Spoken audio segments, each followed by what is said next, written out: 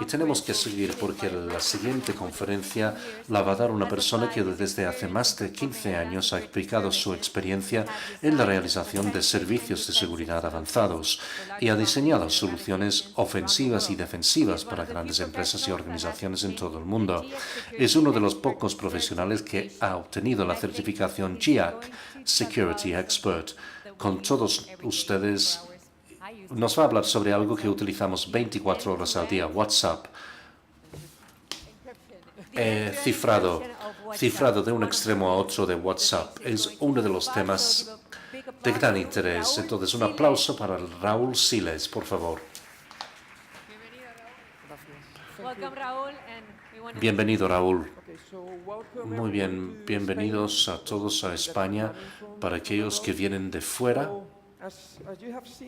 como habrán visto, vamos a hablar de WhatsApp y el cifrado de extremo a extremo. Si están aquí porque quieren saber cómo se puede hackear a WhatsApp con un único botón rojo, quizás deberían marcharse. Si quieren estar aquí para aprender algo, porque quieren saber cómo se realiza el cifrado en la industria, entonces ruego que se queden con nosotros. Como no tengo mucho tiempo, es decir, 45 minutos, ustedes tendrán una copia de la presentación completa en la página web de DinoSec. Van a DinoSec, al laboratorio, y la primera publicación está disponible para que ustedes puedan profundizar en las temáticas. Básicamente me gustaría empezar centrándome en una introducción sobre elementos del cifrado que se utilizan en el protocolo de cifrado de WhatsApp y después profundizar más, cubriendo los elementos más importantes que proporcionan las capacidades que tenemos hoy en día.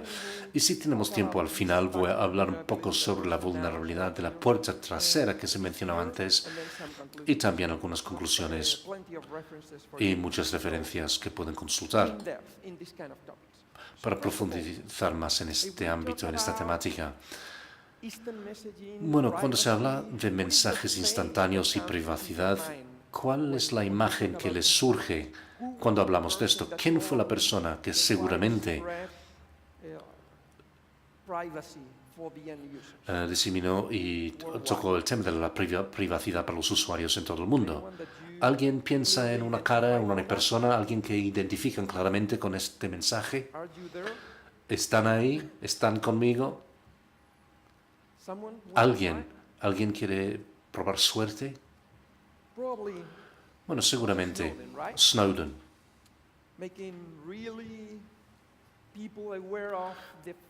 Y sensibilizó a todos que tenemos que proteger nuestras comunicaciones.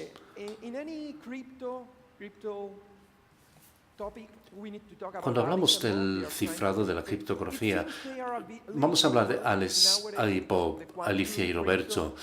Y Alicia y Bob están bastante preocupados debido a las capacidades que se van desarrollando, pero potencialmente pueden proteger sus comunicaciones.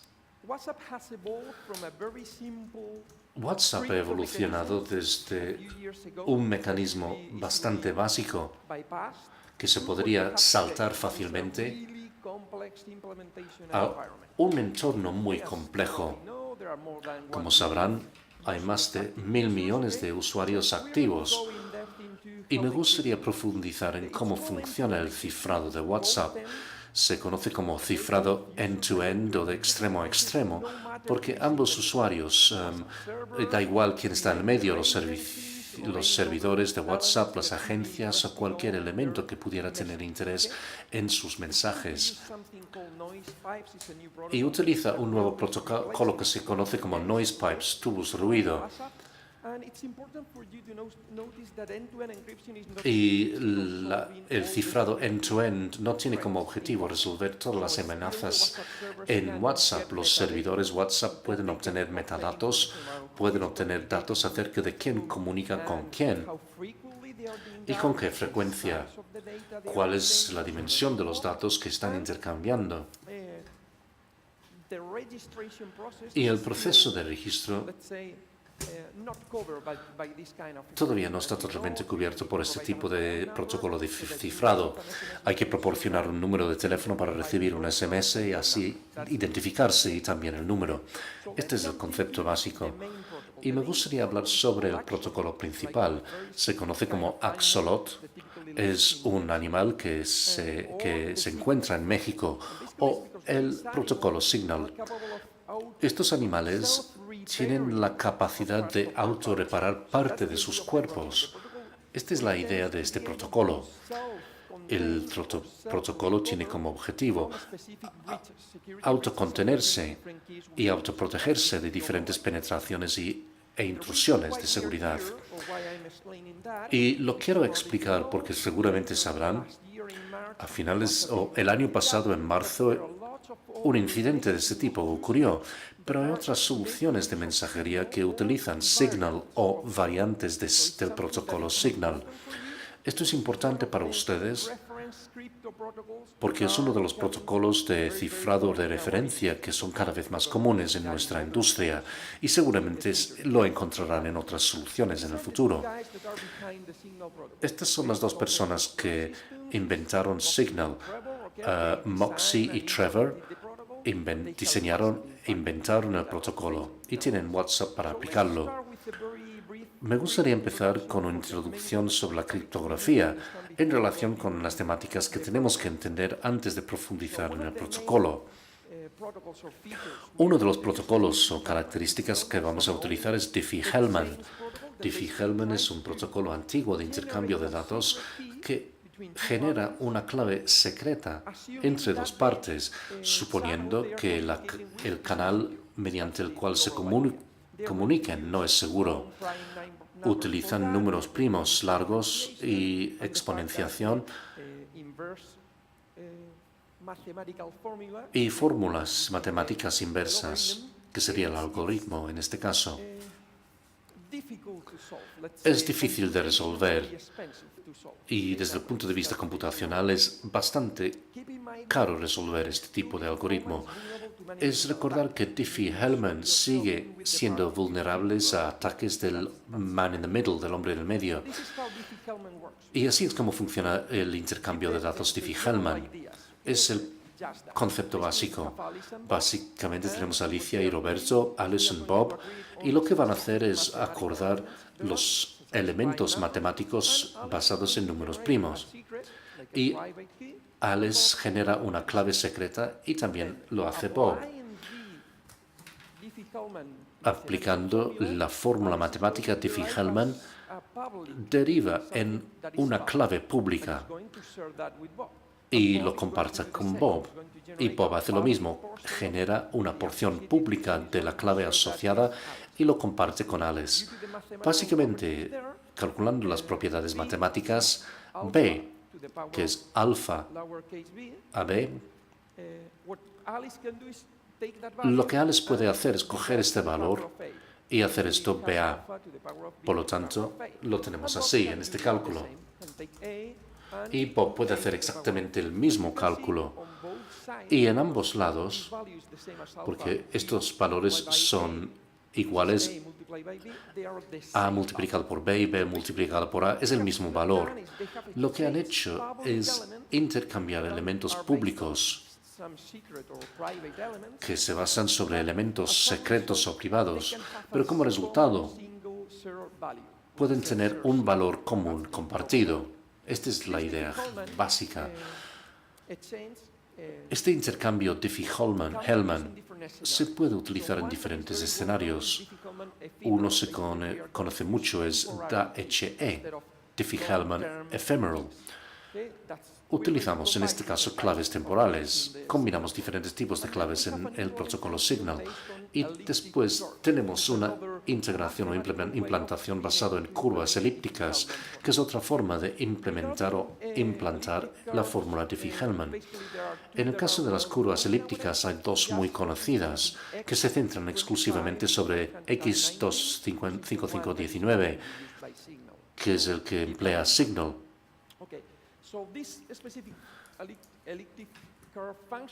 Estas funciones de curva elíptica fueron creadas por Daniel Bernstein hace unos años. Deben recordar dos propiedades básicas. Por un lado, trabajan con valores de 32 bytes. El valor público tiene 32 bytes y se puede implementar a gran velocidad hoy en día. Básicamente el hecho de que el teléfono móvil tiene la capacidad de utilizar WhatsApp y cifrar y descifrar cualquier mensaje utilizando una clave distinta, es decir, que tenemos una clave distinta por mensaje. Esto es porque tiene la capacidad de realizar los cálculos asociados a esta curva elíptica de forma rápida. Por lo tanto, no tiene ningún tipo de impacto sobre el rendimiento. ¿Y cómo funciona? Pues igual que antes, tenemos Alice y Bob. Cada uno genera una clave privada o secreta, calculan una clave pública en base a esta clave privada y se aplica el mismo principio. Si yo le proporciono una clave pública y usted calcula una fórmula con la clave pública y privada mía, al final y al cabo tenemos el mismo secreto compartido. Por lo tanto, podemos compartir un secreto compartido en un canal. Esa es la idea básica. Estos son los conceptos o teorías básicas de la criptografía y ahora podemos empezar a hablar sobre el proceso. Es importante recordar que el objetivo del protocolo Signal es realizar tres propiedades criptográficas. La primera propiedad se conoce como forward secrecy, o sea, privacidad en adelante. Si alguien compromete mis claves en este momento, no va a poder obtener o conseguir claves anteriores o claves que hemos utilizado para encriptar o cifrar datos en el pasado. La segunda noción es lo que se conoce como plausible deniability. Si ambos usuarios intentan informar a un tercero que este mensaje fue lanzado por esta parte, no lo pueden hacer. Saben que el mensaje fue lanzado por dicha parte, pero es importante, no pueden informar a otra persona que el mensaje proviene de otra parte. Como estamos utilizando el mismo secreto, yo puedo cifrar mensajes de la misma... No se puede hacer esto porque el mensaje fue enviado por mí, porque ambos conocemos la clave. Este es el concepto. Y en tercer lugar, es algo que se conoce como privacidad futura. Si alguien rompe las claves hoy en día, en este momento, vamos a poder generar claves futuras sin que se comprometen claves futuros debido a la intrusión actual. Por lo tanto, queremos confidencialidad y seguridad en el pasado y en el futuro, independientemente de las penetraciones. Tenemos que implantar múltiples componentes y protocolos para realizar este paso. En primer lugar, tenemos el triple Diffie-Hellman, el X3DH, y hay 4 pasos. El cuarto paso es opcional, por eso se conoce como el paso Diffie-Hellman triple. Y voy a explicar lo que hace. Es un protocolo de acuerdo clave. Imagine que Alice y Bob quieren intercambiar claves a través de un canal inseguro, pero lo quieren hacer con las 3 propiedades que mencionamos antes. Y no solo eso, quieren generar un secreto compartido a largo plazo.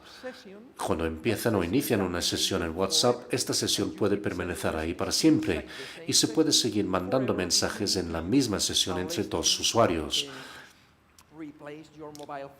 Al menos que hay que sustituir el teléfono móvil o algo así. Esto es importante. Son sesiones asíncronas. ¿Esto qué quiere decir? Incluso si una de las partes no está en línea. Imagina que Bob está fuera de línea, pero Alice quiere iniciar una sesión y cuando Bob se conecta más adelante, él podrá avanzar y derivar el mismo secreto con Alice. Y esto es importante, porque si no, siempre sería necesario tener otro usuario conectado en línea para poder tener una sesión de comunicación a través de WhatsApp. Y esto no lo queremos. Y es así.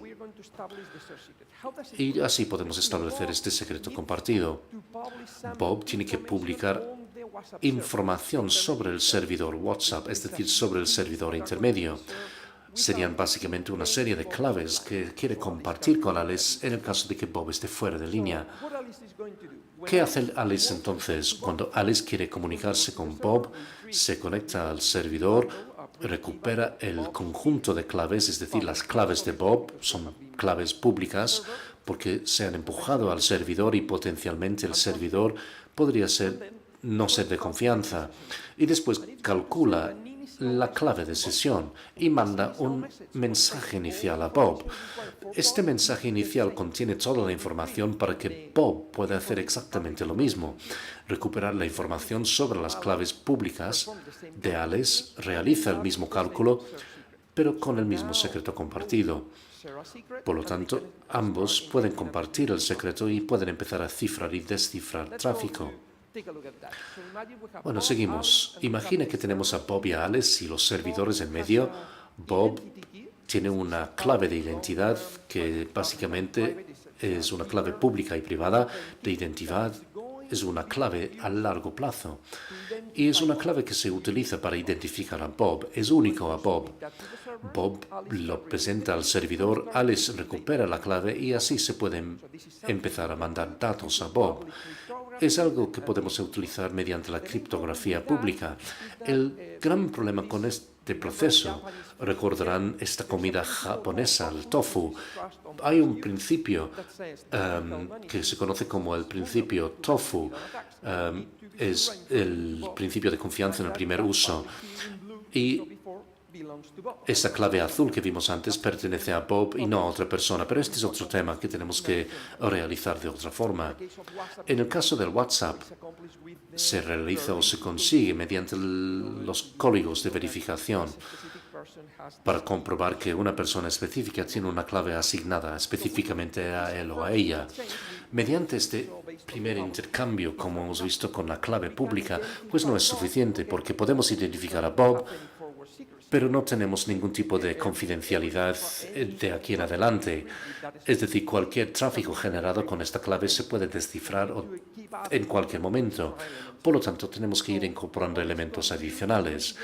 Y Bob lo que hace es generar un conjunto de claves que se conoce como claves pregeneradas o preclaves, o también claves generadas de una única vez. Y esto es porque solo se emplean de una vez. Cuando alguien establece una sesión conmigo, va a consumir una clave, una preclave, y después se deshace, está deshecha. Obviamente, reutilizando preclaves en este tipo de sesiones no es buena idea. Se sube la preclave al servidor, Alice quiere comunicarse con Bob, recupera esa clave y después genera un mensaje. Recordarán que esta clave se puede retirar porque ya no la necesitamos, Alice ya la ha empleado y no otro usuario.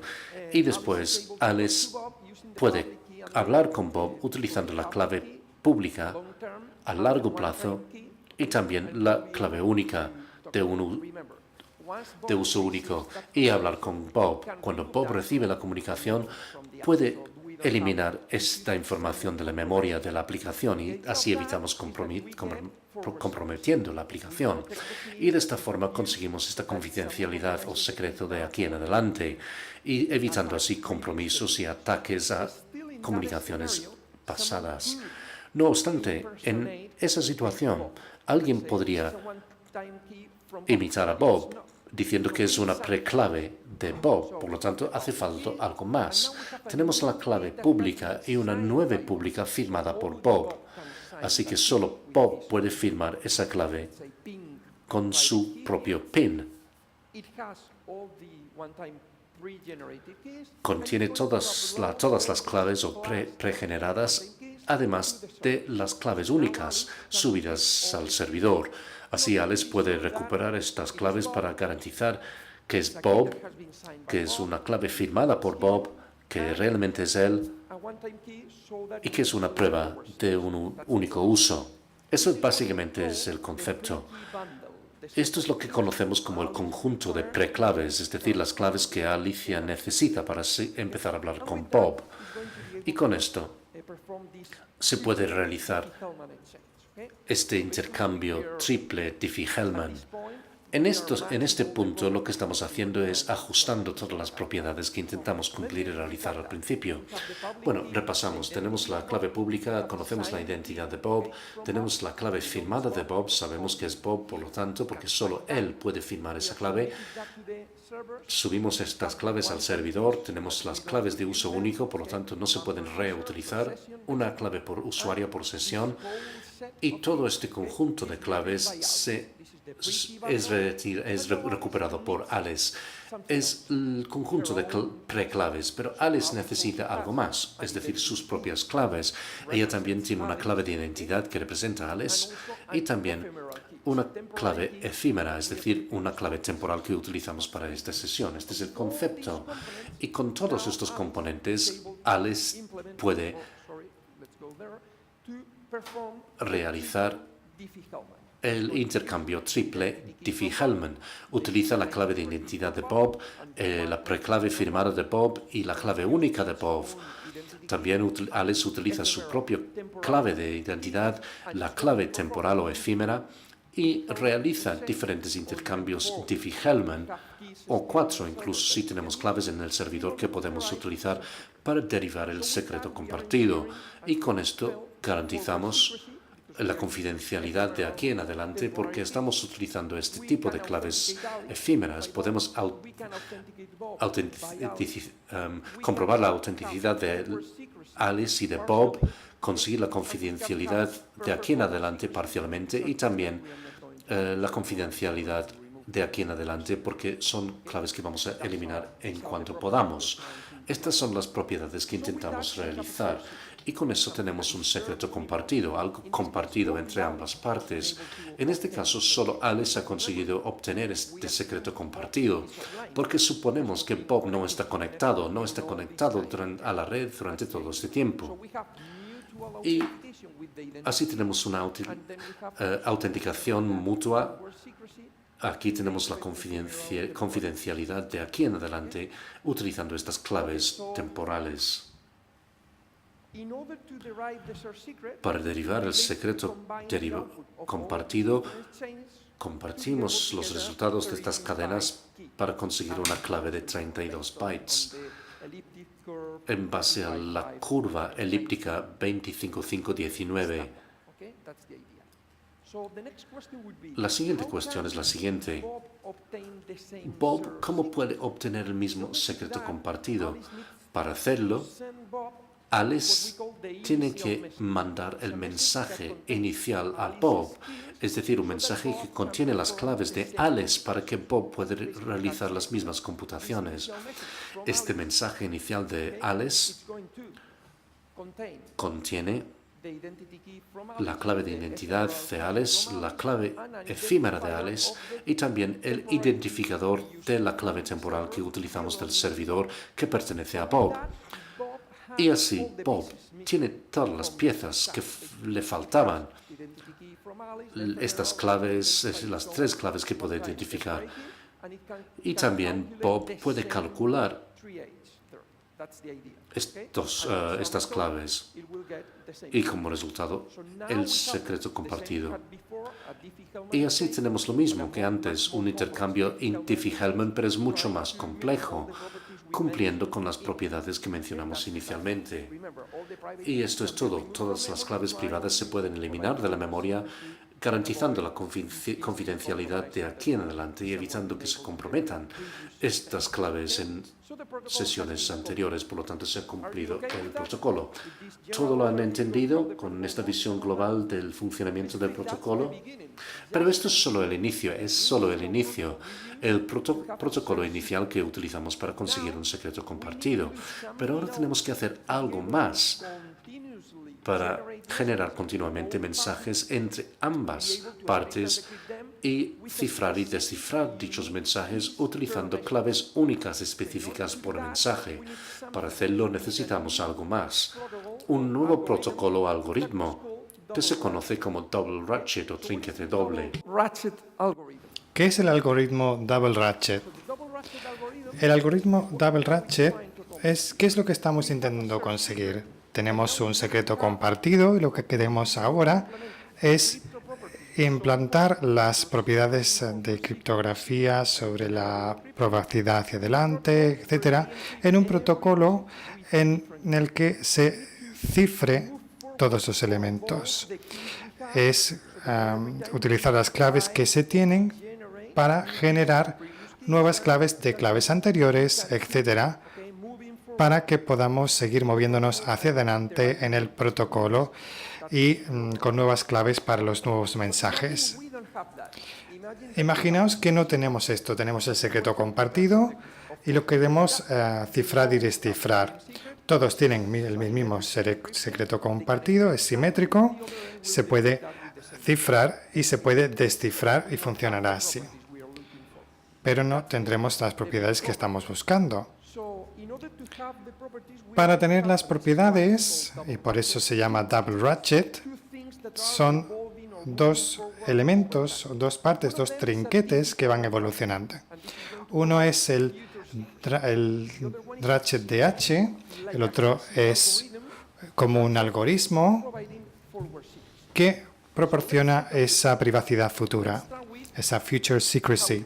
Vamos a ver cómo funciona.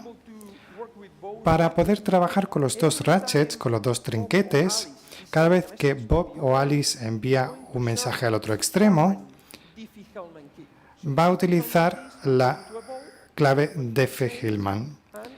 Va a evolucionar y el último que tendremos es el que vamos a enviar a la otra parte. Esa es la idea. Eso lo vemos aquí en verde. Y entonces hay claves para cada uno de los mensajes. Esa es la idea general.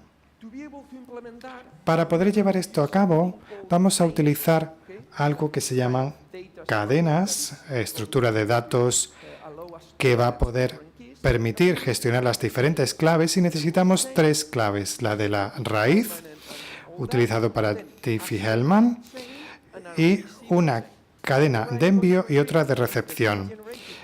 Y con la clave generada con la cadena de envío va a ser descifrada por la de recepción y al contrario.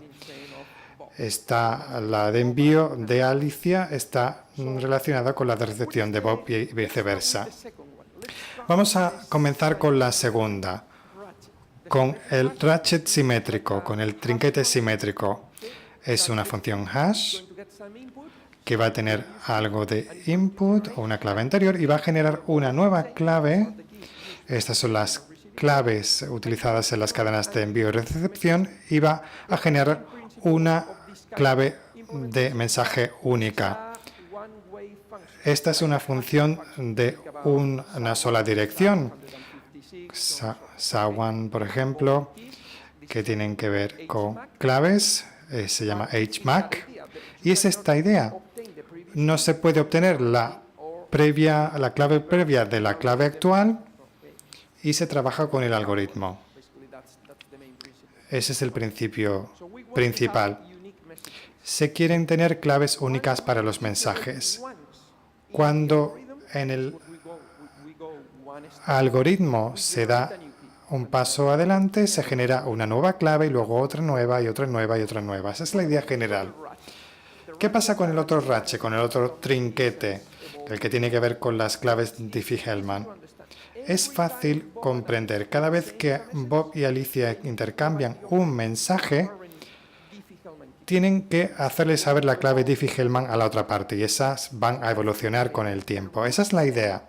La cadena de raíz es la que va a utilizarse desde el Diffie-Hellman para generar un nuevo secreto, pero que es nuevo solamente para la cadena de raíz. ¿Cuál es el valor inicial para comenzar la cadena raíz? ¿Cuál es el secreto compartido común? Y desde ahí empezar a derivar nuevas claves. Es la clave verde compartida que se ha obtenido del Diffie-Hellman anterior. Ese que teníamos es el que ahora se va a utilizar para comenzar la cadena de raíz y luego para generar nuevas claves. Esa es la idea general. De aquí se generarán claves tanto para el envío, tanto para las cadenas de envío como de recepción. Y así se pueden descifrar los mensajes que se reciben. Para explicarlo en detalle, se recibe un mensaje, pensemos en el en el mensaje A1 de Alicia, se recibe, se aplica el algoritmo triple de Diffie-Hellman, se inicia la cadena de raíz, se va un paso adelante, se genera la clave para la cadena de envío y luego este es uno de los ratchets y este es el otro de los ratchets y se genera la primera clave para el primer mensaje que llega de Alice, es el A1. Se cifra y se envía a Bob. Este proceso se puede aplicar para tener la misma clave, para que se pueda descifrar el primer mensaje que viene de Alice.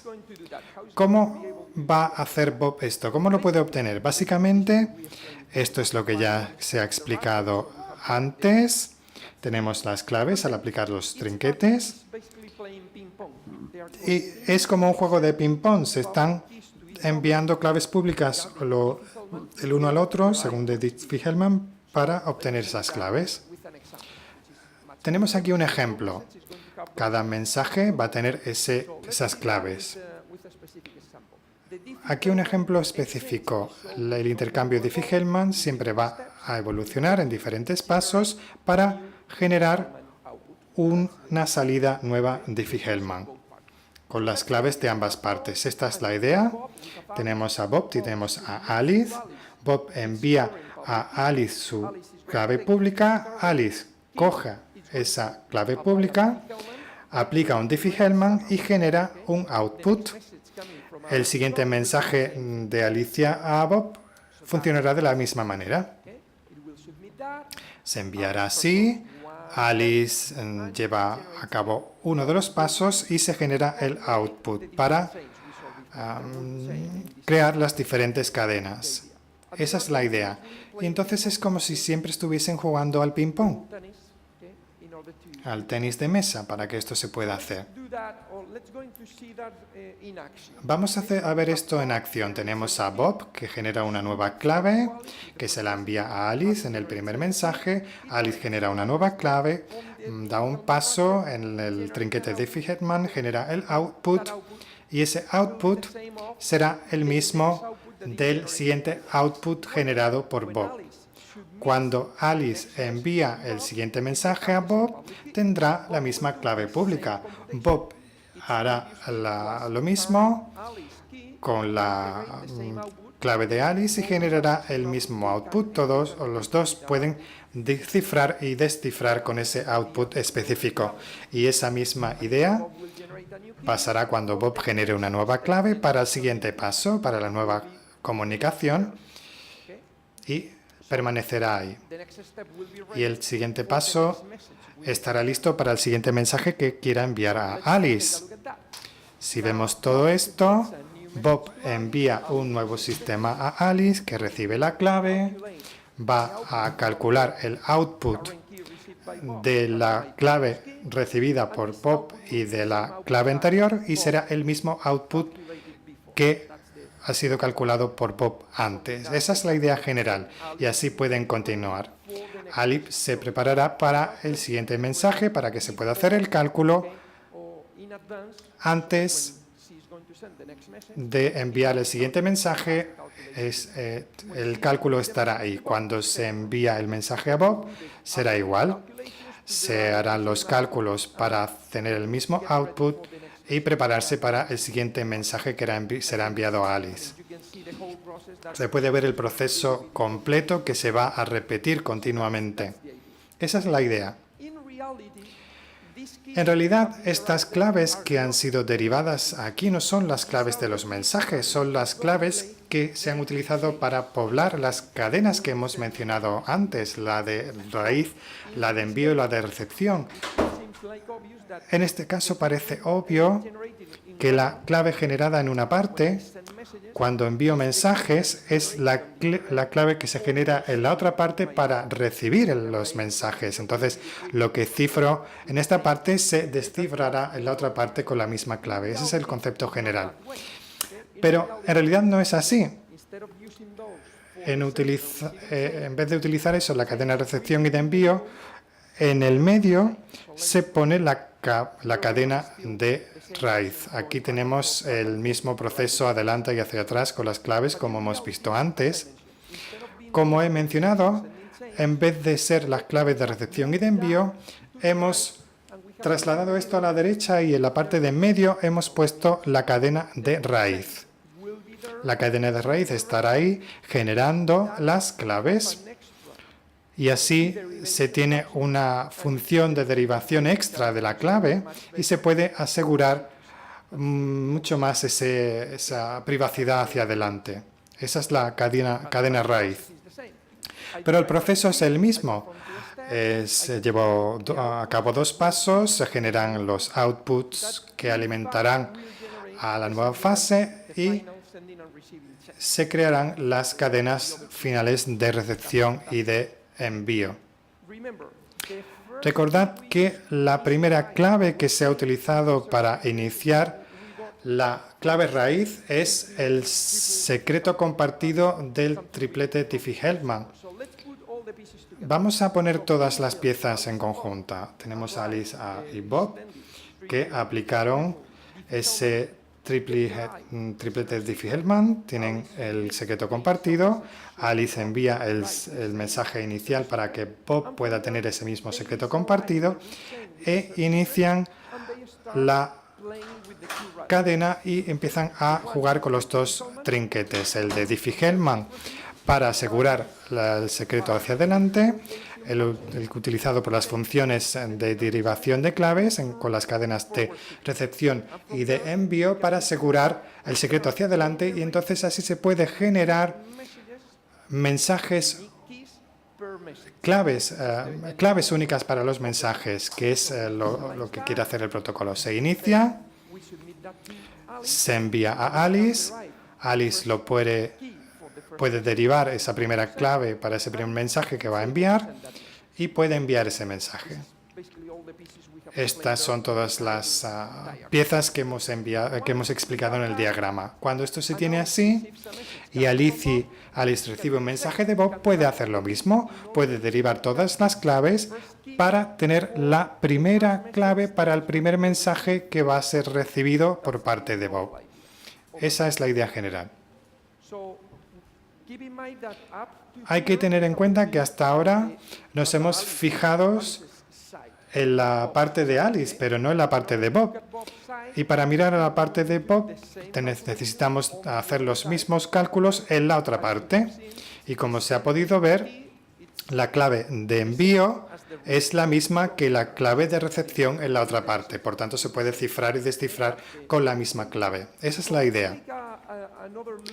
Vamos a echar otro vistazo a esto. Alice envía el primer mensaje, es el A1.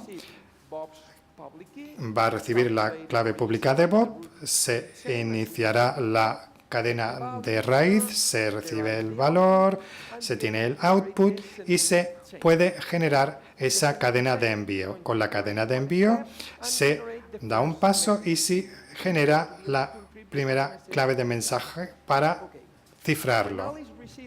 Cuando Alice recibe una respuesta de Bob, se hace el mismo cálculo. Se puede derivar la cadena de recepción y se puede generar la clave para el primer mensaje que viene de Bob, que es el B1. Y estará listo para el siguiente mensaje. Alice envía el segundo mensaje, el A2. Va a enviar ese mensaje a Bob y genera un mensaje A2. Bob envía su segundo mensaje a Alice y se generará la segunda clave asociada a los mensajes de Bob y de ahí van a ir hacia adelante y hacia atrás generando claves por mensaje. Esa es la idea general. De hecho, no vamos a hablar sobre esto, pero el protocolo puede gestionar incluso mensajes perdidos o que llegan tarde. Es decir, se pueden crear claves para mensajes que se han perdido, pero si se piensa que se van a recibir en un futuro, se podrán descifrar. Todo está preparado para cubrir también que esto pueda pasar. Y este es el proceso completo. Aquí se puede ver que Bob envía otro nuevo mensaje y Alice puede dar un paso más, generar la clave única para descifrar esos mensajes que vienen de Bob. Con toda esta explicación, yo espero que el cerebro ahora mismo se esté doliendo. Ese es el objetivo de esta explicación, es que se pueda ver la complejidad del protocolo y todas las piezas que se han puesto juntas para poder asegurar las propiedades de cifrado mencionadas al principio. Si nos fijamos en Alice y en Bob de manera simultánea, tendremos esto. Hemos visto la parte de Alice en un principio y algo similar está ocurriendo en la parte de Bob. Así es como funciona. Tenemos el triplete de Diffie-Hellman con esa cadena para ese secreto compartido inicial. Entonces se inician diferentes cadenas para poder enviar y recibir mensajes con claves únicas que son específicas para cada uno de los mensajes. Esto es. ¿Cómo vamos de tiempo? ¿Vamos bien? Muy bien. Voy a hablar sobre algo que se publicó a principios de este año. Quizás hayan leído sobre esto. Se hablaba sobre una vulnerabilidad, sobre un error, sobre una puerta trasera. Era una característica, no era una vulnerabilidad. ¿Qué pasaba? Voy a explicarles esto. Hemos dicho antes que Diffie-Hellman sigue siendo vulnerable a la persona que está en el medio, porque hay que estar seguro de que se está hablando con la persona que se está hablando. Hay que tener algo que sea igual a la identidad de la otra persona para poder verificar. Alice, en este caso, verifica el código de Bob y así se obtiene la información en esa sesión entre Alice y Bob, porque si no, se puede recibir una clave pública de otra persona, si por ejemplo que no sea Bob. Entonces hay que tener esta igualdad entre la identidad y entre esa persona. Es la verificación entre ambas partes. Y WhatsApp va a generar un código basado en la clave pública de ambos usuarios que se puede verificar con la otra parte. Esa es la idea general. Puede ser un código QR que se puede escanear si se tiene contacto físico entre los dos usuarios o si no se convierte en un código que puede ser leído por la otra parte. Es mejorado en cuanto al uso de los usuarios para poder verificar la identidad. Lo que apareció de la vulnerabilidad de la puerta trasera tenía que ver con algo relacionado con esto. Al principio se hablaba de esa puerta de atrás, luego se habló de vulnerabilidad, si era una característica, si era un error. Si Alice envía un mensaje a Bob, pero él no está en línea, solamente tiene un tick, es decir, ha sido enviado, pero Bob no ha leído el mensaje. Imagínense que Bob cambia su clave pública en ese momento. ¿Cómo puede cambiar Bob su propia clave pública de identidad? Porque reemplaza su teléfono móvil por un nuevo dispositivo o porque decide reinstalar la aplicación. Entonces se genera una nueva clave que no está relacionada con la clave anterior. Hay lugares en el mundo donde esto suele ser bastante común, que se producen varios cambios o que se vuelve a reinstalar la aplicación frecuentemente. ¿Qué es lo que ocurre? Cuando Alice quiere comunicarse con Bob, va a retransmitir los nuevos mensajes con la nueva clave de Bob. El problema es, imagínense que alguien está en el medio haciéndose pasar por Bob. Está dando una nueva clave como si fuese Bob, pero no lo es. Y Alice envía esos mensajes pendientes que no estaban leídos por Bob a Bob. El problema entonces es que esa nueva tercera persona podría descifrar los mensajes que se están recibiendo por Alice que no fueron recibidos o enviados a Bob anteriormente. Bob puede ser notificado, pero será notificado posteriormente. Eso ya es tarde porque esa tercera persona ya ha podido acceder a los mensajes de Alice, esos mensajes de Alice que iban a Bob. ¿Cómo es esto posible? Es una decisión de implantación en WhatsApp porque tienen tantos usuarios en el mundo, decidieron molestar lo menos posible a los usuarios haciendo esto de forma automática. Incluso si la clave cambia, va a reenviar los mensajes no enviados anteriormente a la nueva clave, al nuevo usuario, de forma automática. Esa es la idea. Por ejemplo, en cuanto a Signal, que también utiliza este protocolo de señal, esto es un comportamiento de bloqueo. Los mensajes no se envían al usuario con la nueva clave de forma automática. Al destinatario se le pregunta primero al que envía se le pregunta si quiere enviar esos mensajes con esa nueva clave. Tiene que ver con la seguridad. En WhatsApp decidieron mejorar la usabilidad teniendo en cuenta el elemento de la seguridad. Aquí tenemos el WhatsApp, se envía un mensaje, este ha sido enviado y tiene 2 ticks, este solamente tiene un tick, no ha sido enviado todavía al usuario. Imagínense que el usuario en ese momento intermedio reinstala la aplicación, tiene una nueva clave y verá que el código ha cambiado, pero el mensaje ha enviado con la nueva clave. Ya es demasiado tarde porque el mensaje ya ha pasado por la red. Si vemos esto en la otra aplicación, en Signal, hay un mensaje que se ha enviado y otro que no. Y lo que ocurre es que el usuario verá que la clave de identidad para el otro usuario ha cambiado, pero como se puede ver aquí, el mensaje no se ha entregado todavía. El usuario necesita aprobar de forma manual que quiere enviar ese mensaje a la otra parte con la nueva clave. Básicamente es eso, son comportamientos diferentes.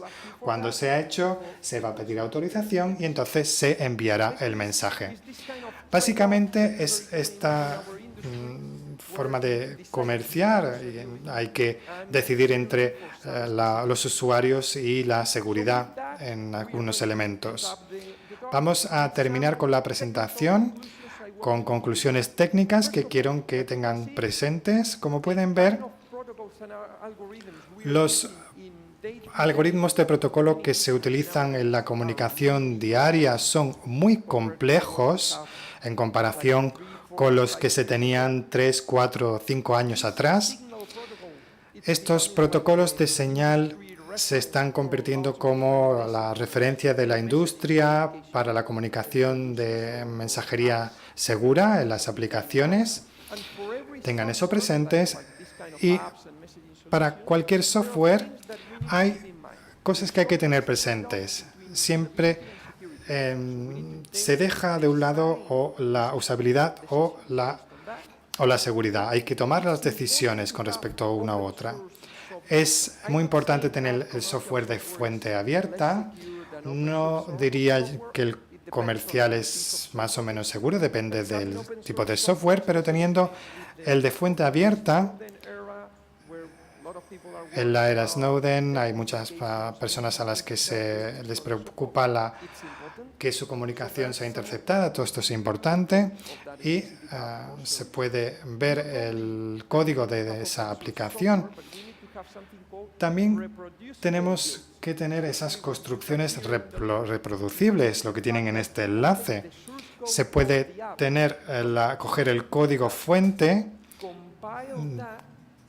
recopilar, generar la aplicación binaria y comparar que esa aplicación es la misma que se tiene en en Google Play o en el App Store. Se puede verificar que es la misma aplicación porque el hash cifrado de las dos aplicaciones son los mismos. Si no se puede hacer esto, hay otra amenaza y alguien podría modificar el código fuente y el código asociado con la app pública sería diferente. Hay que tener cuidado con esto. Como se puede ver, tenemos software que es muy complejo hoy día. Necesitamos una capacidad extra para poder verificar que es seguro. Un ejemplo reciente son los ataques en las redes Wi-Fi. Incluso si se ha hecho una prueba matemática, había elementos que no estaban incluidos en ese proceso de verificación y por eso se han sufrido nuevas vulnerabilidades en esto. WhatsApp decidió hacer formas de forma específica. Signal decidió trabajar más sobre la seguridad. Lo que yo recomendaría es crear soluciones que proporcionen al usuario la posibilidad de decidir. El usuario tendría que decidir si quiere que sea mejor para la usabilidad de la producción o que sea más seguro, dependiendo del perfil. Es decir, proporcionar una configuración avanzada para poder decidir qué es lo que prefiere el usuario. Mayor usabilidad o mayor seguridad. Y entonces luego se puede elegir la opción por defecto. Para el usuario avanzado no es relevante porque si ellos pueden cambiar esos ajustes, pueden decidir el nivel de seguridad que estimen conveniente. Sé que ha sido una charla ardua, una presentación ardua, porque hemos cubierto un elemento muy complejo. Tienen la presentación incluso más larga si quieren recibir más información sobre los algoritmos, sobre las claves, más datos. Pero espero haberles dado una información general de cómo funciona el protocolo de señal y cuáles son las claves diferentes que intervienen en el proceso. Para aquellos que quieran incluso profundizar más en este tema, hay muchas referencias disponibles para que puedan consultar. Están disponibles en la presentación. Muchas gracias por quedarse aquí, incluso si sabemos que lo próximo será comer. Muchísimas gracias por estar aquí. Bienvenidos a España. Espero que disfruten de esta competición durante los 2 próximos días y que disfruten ahora del almuerzo. Gracias.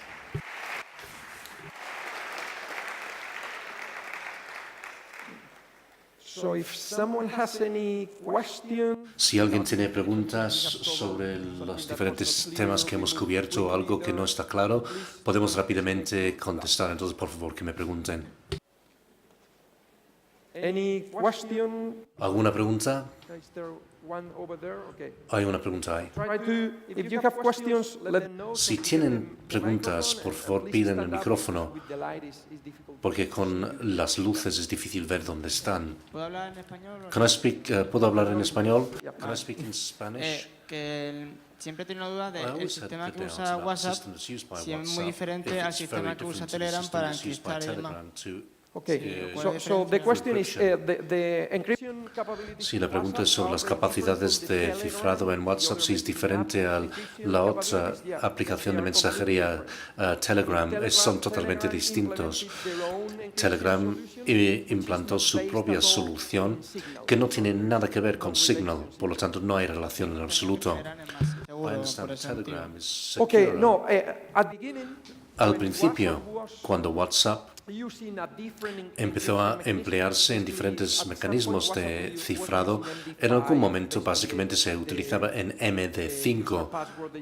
La clave de usuario estaba relacionada con el identificador único del teléfono, incluso la dirección MAC. Y fue una seguridad malísima, muy pobre. Se consideraba poco segura. Y en ese momento Telegram era mucho más seguro. Una vez que WhatsApp instaló el protocolo Signal, es difícil comparar ambos. Con Telegram hay mucha información en el entorno, pero nadie ha publicado una investigación profunda y detallada sobre el cifrado en Telegram. Sabrá que hay una competencia, hay una competición. Si alguien consigue romperlo, va a recibir un premio importante. Pero es difícil comparar ambos hoy en día debido a la complejidad de ambas aplicaciones, pero son totalmente distintas. Había otra pregunta por ahí, me parece. Seguramente era la misma. Ask you about the Matrix protocol. It's based on C-Cloud. La pregunta sobre cloud. ¿Cuál es su opinión sobre esto? Yo quiero establecer mi propio servidor. En algunos sitios se puede construir un propio servidor por motivos de cifrado. Perdón, ¿puede repetir la pregunta? Dice el ponente. ¿Qué es su opinión sobre el protocolo Matrix? Bueno, como pueden ver, la belleza de este protocolo es que es abierto, por lo tanto es muy conocido. Ustedes tienen los libros blancos con los detalles del protocolo y como pueden ver es bastante complejo. Y desde la perspectiva de la verificación, una universidad realizó un estudio de investigación para verificar el protocolo y en base a su análisis profundo del protocolo matemático, sin cubrir todos los aspectos del protocolo, abordaron los aspectos más importantes y el resultado fue que parece suficientemente seguro para las comunicaciones que gestionamos hoy en día. El problema es que son protocolos muy complejos y es muy difícil entrar en profundidad para determinar si hay o si no hay vulnerabilidades. Conforme más estudios e investigaciones se realicen, mejor. Pero seguramente es más seguro, bastante más seguro comparado con lo que teníamos antes. Gracias. ¿Alguna pregunta más? Seguramente tienen hambre y quieren comer. Raúl Siles. Big applause for him. Thank you very much. Gracias, Raúl Siles. Un aplauso.